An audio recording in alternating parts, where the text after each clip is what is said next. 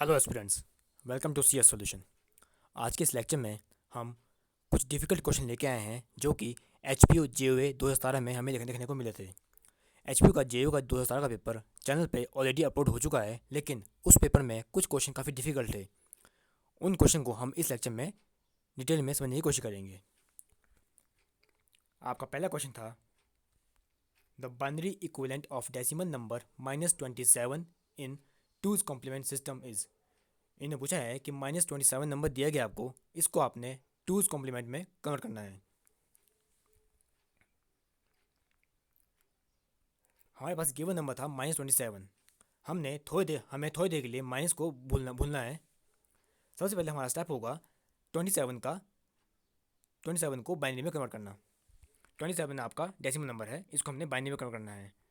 Binary में convert करने के लिए इसको हमने 2 से करना है डिवाइड।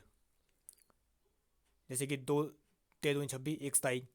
जहाँ पे आपका रिमाइंडर बचेगा वो हमने 1 लिखना है, जहाँ पे कंप्लीट डिवाइड होगा वहाँ पे 0 लिखेंगे हम। ऐसे करते करते हमने इसको पूरा डिवाइड किया, ये देखिए, और ये हमारे पास रिजल्ट आ गया।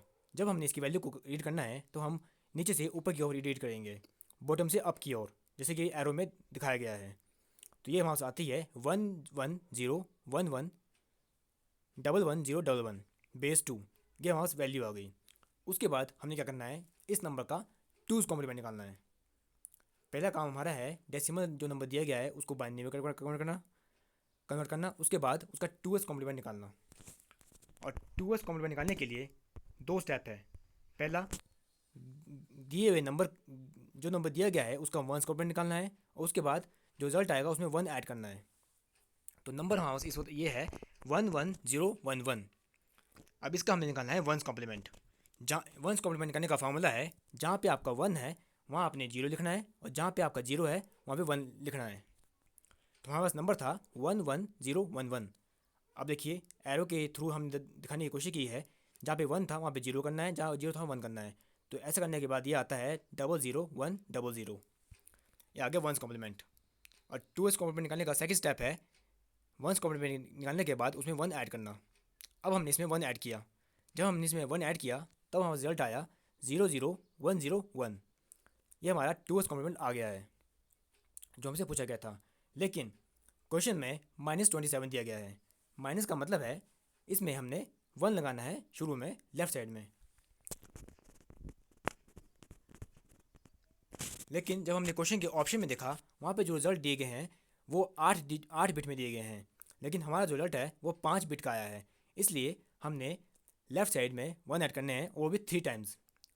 लेफ्ट साइड में हमने 3 टाइम्स 1 ऐड करने हैं। 1 इसलिए ऐड किया है क्योंकि ये नेगेटिव नंबर है।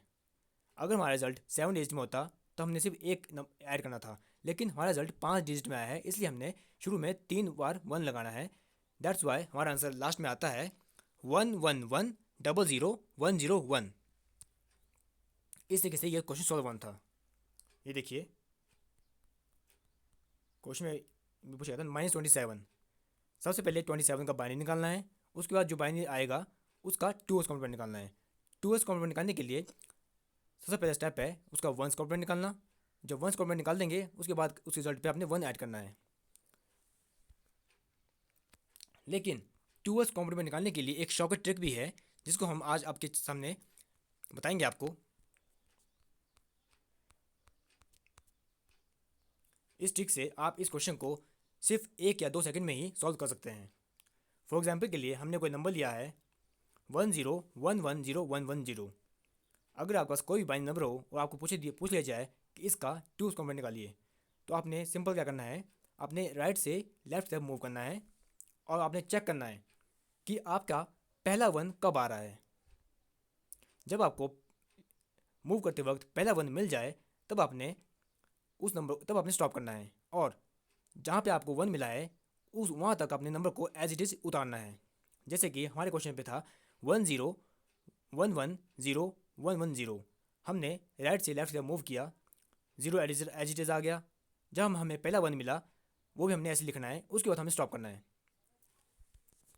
उसके बाद हमने बचे हुए नंबर पे 1s कॉम्प्लीमेंट अप्लाई करना है।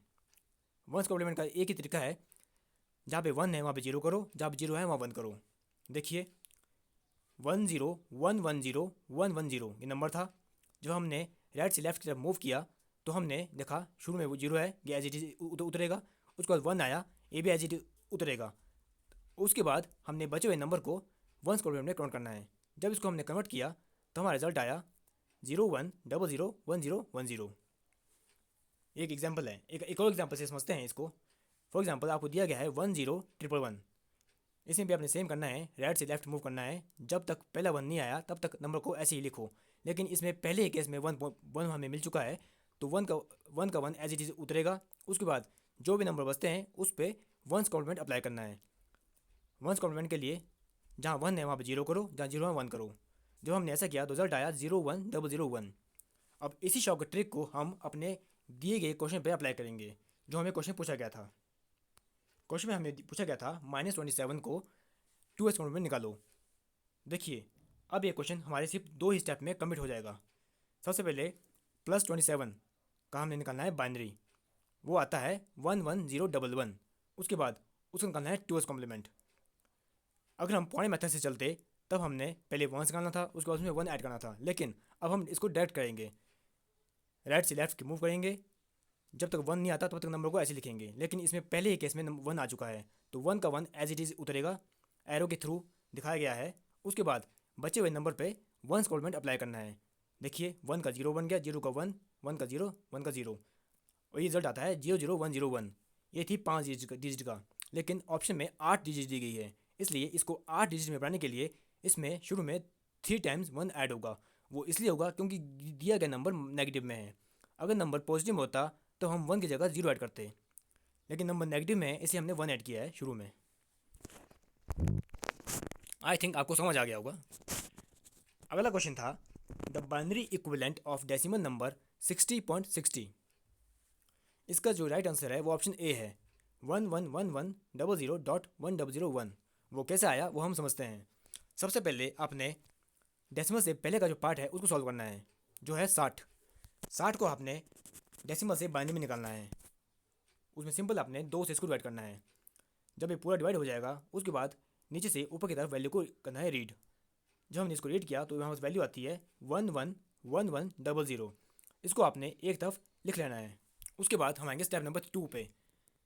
उसके बाद आप करेंगे सॉल्व फ्रैक्शन पार्ट को, जो था 0.60। फ्रैक्शन से पहले अगर पार्ट सॉल्व करना है उसमें हम 2 से डिवाइड करते हैं, लेकिन फ्रैक्शन वाले पार्ट को सॉल्व करने के लिए इसको हमने मल्टीप्लाई करना है 2 से। Multiply this number by 2 successfully until we get the fraction part 0। हमने तब तक इस नंबर को 2 से मल्टीप्लाई करना है जब तक हमारा फ्रैक्शन पार्ट 0 नहीं हो जाता। और अगर हमारा फ्रैक्शन पार्ट 0 नहीं होता है और हमारा जो स्टेप्स है काफ़ी लंबे हो जाते हैं, तब हमने इसको रोकना है। मतलब 5 या 6 स्टेप के बाद अगर आपका फ्रैक्शन पार्ट 0 नहीं हो रहा है तब आपने इस प्रोसेस को रोकना है। जब हमने इसको अप्लाई किया 0.60 इंटू 2 ये बनता है 1.20। इसके बाद हमने इसका जो इंटीजर पार्ट है 1 इसको अलग करना है। एरो के थ्रू दिखाने की कोशिश की गई है, 1 को अलग किया, 1 लिख दिया गया। उसके बाद फ्रैक्शन पार्ट बचता है 0.20। इसको 2 से मल्टीप्लाई करना है, तो जब 2 से मल्टीप्लाई किया तो ये आता है 0.40। इसमें भी इंटीजर पार्ट अलग किया जाएगा, 0 अलग किया, बचा कितना 0.40। 0.40 को 2 से मल्टीप्लाई किया 0.80। इसमें से इंटीजर पार्ट अलग किया, 0 अलग कर दिया, अब बचा 0.80। 0.80 को जब 2 से मल्टीप्लाई किया 1.60। इसमें भी इंटीजर पार्ट अलग किया और 1 लिख दिया।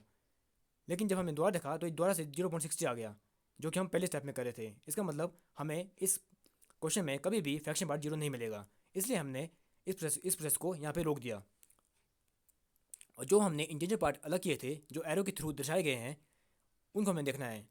अब इसमें हम वैल्यू रीड करेंगे ऊपर से नीचे की तरफ। जब हम डिवाइड करते हैं तब हम वैल्यू को नीचे से ऊपर की तरफ रीड करते हैं, लेकिन मल्टीप्लाई के केस में वैल्यू को ऊपर से नीचे तरफ रीड करना है, जैसे एरो के थ्रू दिखाया गया है। जब ऊपर से वैल्यू को नीचे रीड किया गया तो ये आता है 1001। अब क्या करें, हमने डेसिमल के पहले पार्ट भी सॉल्व कर लिया, उससे अगला पार्ट सॉल्व कर लिया। अब इन दोनों पार्ट के जो रिजल्ट आए हैं उनको कंबाइन करना है। देखिए यहाँ पे था 4 टाइम्स 100 और यहाँ पे रिजल्ट आया है 1001। उसके बाद इन दोनों को जब हम कंबाइन करेंगे तो आपका ये रिजल्ट आएगा 111100.1001 और यही आपका आंसर है। देखिए ऑप्शन में यही आंसर है, option number A is the right answer. Next question, इसमें पूछा गया था X and Y are Boolean variable. आपके एक्स एंड वाई आपके दो बूलियन वेरिएबल हैं। अब ये पूछता है the value of not X and Y. इसका जो राइट आंसर था वो था option number C, not of X और नॉट ऑफ वाई। वो कैसे, अब हम समझते हैं। सबसे पहले आपको पता होना चाहिए, अगर नॉट और एंड को मल्टीप्लाई करेंगे तो वो और बनेगा। नॉट और ब्रैकेट में एंड है, अगर इनको जब सॉल्व करेंगे तो वो और बनेगा। सेम एज अगर नॉट ऑफ और आ जाए तो वो एंड बनेगा। अब देखते हैं, ये आपका एक्सप्रेशन था not of X and Y. जब हमने इस ब्रैकेट को खोला और जब उसको सॉल्व किया तो ये बनता है not into x not X, and not को जब एंड से मल्टीप्लाई किया तो ये बनता है और, जैसे कि यहाँ पे हमने बताया है आपको नोट में। नॉट ऑफ एंड बन गया और, and not into Y not of Y, तो ये बन गया आपका final result not of X और not of Y. That is the answer. ये आपको ऑप्शन में दिया गया था, option C is the right answer. Next question है, A and B are Boolean variable. Which of the following simplify to A XOR B? आपके पास चार statement दी गई है। जब इन चारों स्टेटमेंट को आप सॉल्व करेंगे, कोई एक स्टेटमेंट ऐसी होगी जो A XOR B के इक्वल होगी। सबसे पहले आपको पता होना चाहिए कि XOR क्या है। XOR आपका एक एक्सक्लूसिव और गेट है। इसका जो टेबल होता है, इसमें देखिए, इसमें आपका आउटपुट में 1 तब आएगा जब आपकी कोई भी इनपुट 0 या 0 से 1 चेंज होगी या फिर 1 से 1 0 चेंज होगी। अगर आपके दोनों इनपुट सेम है या फिर दोनों 0 है या फिर दोनों 1 है, तब आपका आउटपुट 0 आएगा। देखिए, ए एंड बी आपके इनपुट है और जो आपको साइड में दिया गया है ये आपका रिजल्ट है। जब आपके ए एंड बी दोनों 0 थे तब आपका आउटपुट 0 आया। सेकंड में आपका बी इनपुट चेंज हुआ 0 से 1 की तरफ, तब आपका आउटपुट 1 होगा। ऐसे करते करते हमने पूरा टेबल सॉल्व किया है। इसमें आउटपुट में आपको 1 तभी मिलता है जब any of the input change to 0 to 1 and 1 to 0। Otherwise अगर दोनों इनपुट सेम है या फिर दोनों 0 है या फिर दोनों 1 है, तब आपका आउटपुट 0 आता है। और इसका जो एल्जेब्रिक एक्सप्रेशन है वो बनता है A B bar plus A bar B. B के ऊपर जो बार है इसको बोलते हैं नॉट, ये इसका सिंबल है। और ये एक्सप्रेशन कैसे आया, वो ऐसे आया। देखिए, आउटपुट में है 0 1 1 0। जब आपके दोनों इनपुट 0 थे, इसका मतलब है ए बी।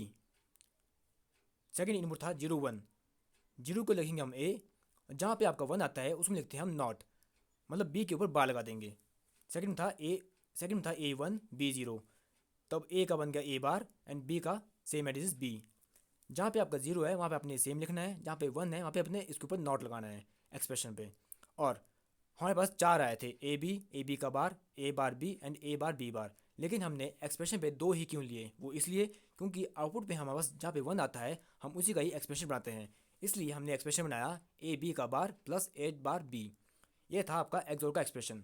अब आपने इन चारों स्टेटमेंट को सॉल्व करना था और जहाँ पे भी आपको ये एक्सप्रेशन बनता था वो आपका ऑप्शन करेक्ट होना था। तो हमने जब पहले ऑप्शन पे ट्राई किया तो हमारा यही आंसर निकल गया। वो कैसे, इसको समझते हैं। ये देखिए, नॉट, उसके बाद डबल डबल ब्रैकेट है, not of A and B bracket close, और bracket start A and not B bracket close. सबसे पहले हम ब्रैकेट के अंदर वाले पार्ट को सॉल्व करेंगे। नॉट ऑफ ए का मतलब है ए बार। देखिए, नॉट का सिंबल होता है या फिर बार लगेगा ऐसा हाइफन जैसा, या फिर आप पोस्ट ऑफिस का साइन लगेगा। एग्जांपल के लिए अगर ए बार लिखना है तो आप या फिर ए के ऊपर लाइन मारेंगे या फिर a as a post office sign करेंगे। और एंड का सिंबल होता है डॉट, और का सिंबल होता है प्लस। देखिए, हमने इसको सॉल्व किया, नॉट ऑफ ए बन गया ए बार, एंड को लिखेंगे हम dot and B as it is, और को लिखेंगे प्लस। उसके बाद ए को एज इट इज़ लिखेंगे, एंड को लिखेंगे हम dot, and not of B को लिखेंगे बी बार। सेकेंड स्टेप में अब जो बाहर नॉट लिखा गया है उसको पूरे एक्सप्रेशन पे अप्लाई करेंगे। जब हमने इसको अप्लाई किया, नॉट ऑफ ए नॉट, जब ए के ऊपर बार लगा है उसके ऊपर एक और बार आ जाए तो वो दोनों कैंसिल हो जाते हैं, तो आपका सिंपल ए बचेगा। ए बार का बार इज इक्वल टू ए, ये आपका एक लॉ है डिजिटल इलेक्ट्रॉनिक्स में। तो ए एज इट इज़ आ गया। उसके बाद नॉट और इनटू, इनटू का मतलब है एंड। जब नॉट और एंड को जब हम कंबाइन करेंगे तो वो बनता है और, तो ये बन गया प्लस। जैसे कि हमने पिछले क्वेश्चन में बताया था आपको, नॉट और एंड को जब हम कंबाइन करेंगे तो वो और बनता है, तो और का सिंबल प्लस होता है, इसलिए हमने डॉट को प्लस में चेंज कर दिया। उसके बाद नॉट ऑफ बी, ये बन गया बी बार ब्रैकेट क्लोज, और उसके बाद था सेंटर में आपका प्लस। नॉट ऑफ प्लस को करेंगे तो ये बनेगा एंड, एंड का सिंबल क्या है डॉट, हमने डॉट लगा दिया। उसके बाद नॉट ऑफ ए बार, उसके बाद नॉट इनटू मतलब नॉट ऑफ एंड, ये बनेगा और, तो हमने ए बार के बाद लगा दिया प्लस। उसके बाद था नॉट ऑफ बी बार का बार, ए बार से बार कैंसिल हो गया तो ये बन गया बी। अगर किसी जैसे आपके पास ए नॉट है उसके ऊपर एक और नॉट आ जाए तो दोनों नॉट कैंसिल हो जाते हैं और आपका सिंपल बचता है जो आपका गिवन वेरिएबल होगा। तो देखिए नॉट ऑफ बी नॉट, ये बन गया बी। तो अब आपका एक्सप्रेशन बनता है A plus B not and A not plus B. और जब हम इसका ड्यूल एक्सप्रेशन लिखेंगे तब हमारे पास वही रिजल्ट आ जाएगा जो एक्सोर बनता है। अब आपको समझना होगा कि ड्यूल एक्सप्रेशन क्या होता है। किसी भी बुलियन एक्सप्रेशन का ड्यूल का मतलब होता है जहाँ पे आपके पास और है वहाँ पे उसको आपने एंड में चेंज करना है, और जहाँ पे एंड है उसको और में चेंज करना है। मतलब जहाँ पे प्लस का साइन है उसको डॉट बनाना है, जहाँ पे डॉट है उसको प्लस बनाना है। देखिए एक्सप्रेशन हमारा रिजल्ट ये आया था A plus B bar dot A bar plus B. जब हमने इसमें ड्यूअलिटी ऑफ प्रिंसिपल अप्लाई किया तब ये चेंज हो जाएगा। देखिए ए एज इट इज़, प्लस का बनेगा डॉट तो ए डॉट बी बार, उसके बाद डॉट था डॉट का बनेगा प्लस, उसके बाद ए बार प्लस का बनेगा dot A bar dot B. देखिए A dot B bar plus A bar dot B, और यही हमारा एक्सोर का एक्सप्रेशन था जो हमने यहाँ पे आपको बताया था। दोनों एक्सप्रेशन आपस में मैच कर गए, left hand side is equal to right hand side. That's why हमने एक्सप्रेशन 1 को ही चूज़ किया गया है सही आंसर के लिए। Option A is the right answer.